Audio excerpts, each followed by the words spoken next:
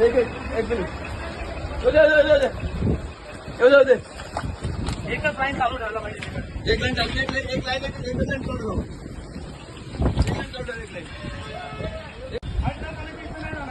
बघ नाही त्यासाठी गाडी निघेल का बघ तिकडून घुसवला इथून नको तिकडूनच जाऊ दे. हा